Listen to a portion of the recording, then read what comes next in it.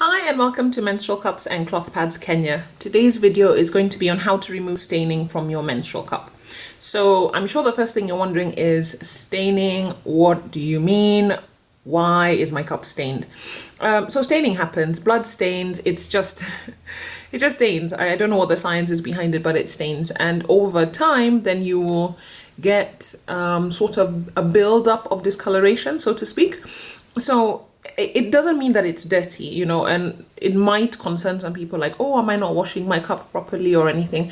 It doesn't matter if you follow the instructions to the letter. I am a instruction follower. I'm one of those people who will open the box of something and read the instructions before I do anything, even if it's like a super basic thing.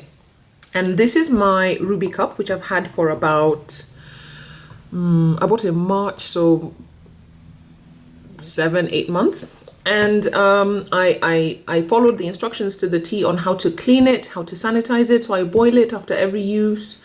I rinse it out in between when I'm changing it out, when I'm using it. And it didn't have any staining or any noticeable staining, let me put it like that. The one thing I have said before in my review video is that the holes in the ruby cup are really tiny. They're so tiny, and so they're very hard to clean. And even though I tried to do fill it with water, and then you put your palm over and you squeeze it out so that the water comes out through the holes and the pressure should clean it, they would still, it did still have a little bit of, I think I'll say shadow staining, because it was one of those things that you would look at and you'd be like, is that clean? Wait, no, it's not. Wait, no, it is. You know, and in some lights it would kind of look clean, and some lights it wouldn't look clean. And another thing that I noticed, although it was kind of not really something that I was super conscious of, I noticed it more after I did the cleaning, was that my cup had turned, so now it's like a pink violet, pinky purple color, but it had turned like a warmer, like hue.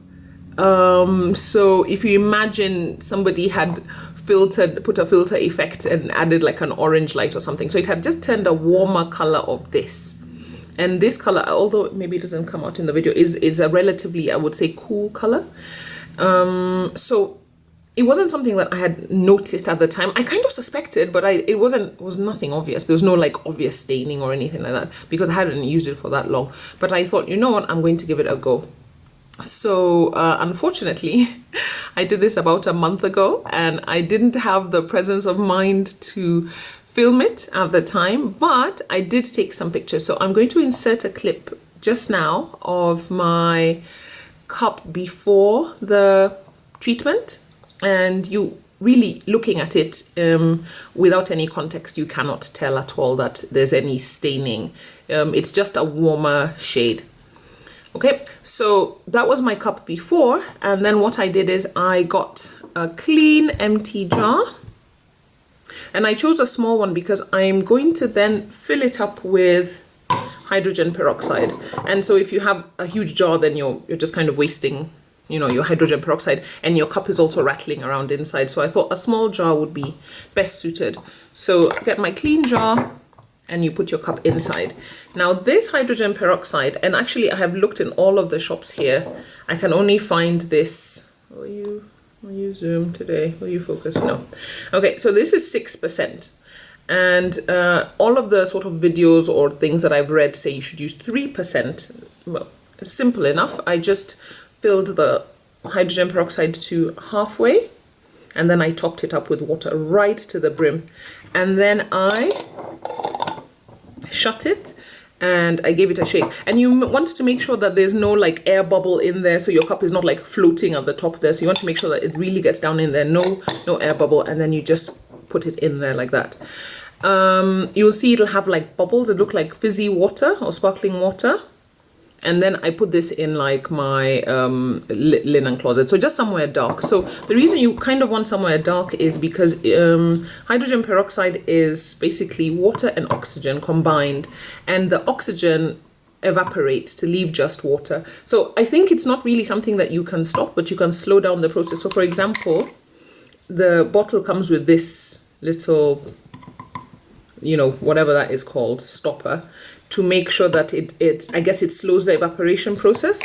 And it's also a dark colored bottle, so like essential oils and stuff, because I guess sunlight will speed up the process. So I mean, it's not a necessary step, to be honest. I'm sure it could work just fine without, but I wanted like superpower. So I left it in overnight, so let me say 12 hours or so. I did kind of give it a little shake. Let me say I started it, I put it in at about 6 p.m. and then about before bedtime I gave it a little shake, but that was just out of curiosity more than anything else. I don't think there's any like scientific reason to give it a shake. And I guess you could say maybe to agitate it so that it can work better. I don't know. Anyway, so the next morning I just took it out, tipped out, poured out the hydrogen peroxide, then I just rinsed the cup. So I haven't actually used this cup since then, so I'm going to boil it, of course, before I use it, just to make sure, but it should be fine. I mean, it would just basically be water by the end of it. But I was shocked by the results. I'll post a picture here and you can see the difference. My cup is like sparkling. It's like brand new. And now you can see that the difference in hue, that the one on the left is much warmer than the one on the right.